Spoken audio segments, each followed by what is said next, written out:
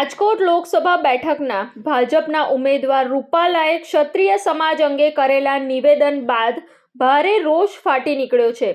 Purushottam રૂપાલાની ticket રદ કરવાની માંગ સાથે ક્ષત્રિય સમાજ દ્વારા અલગ અલગ જગ્યાએ સંમેલનો કરવામાં આવી રહ્યા છે।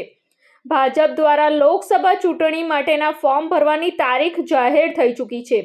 16મી એપ્રિલ સવારે 10:30 વાગે બહુમાળી ભવન ચોક ખાતે રૂપાલા જંગી સભા સંબોધશે અને ત્યારબાદ તેઓ ભાજપ તરફથી રાજકોટ લોકસભા બેઠકના ઉમેદવાર તરીકે નામાંકન ફોર્મ ભરવાના છે।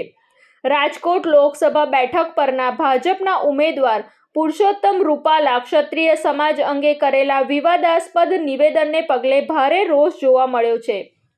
રાજકોટ સહિત રાજ્યભરમાં અલગ અલગ જગ્યાએ ક્ષત્રિય સમાજ દ્વારા 18 વર્ણના લોકોના સંમેલનો યોજાઈ રહ્યા છે અને રૂપાલાની ટિકિટ ભાજપ દ્વારા રદ કરવામાં આવે એવી માંગ ઉગ્ર બની છે।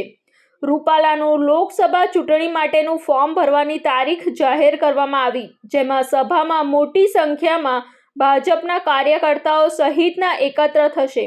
સભા બાદ 12:39 વાગે વિજય મુહૂર્તમાં લોકસભા ચૂંટણી લડવા માટેના ભાજપ પક્ષ તરફથી રૂપાલા ઉમેદવારી પત્ર ભરશે।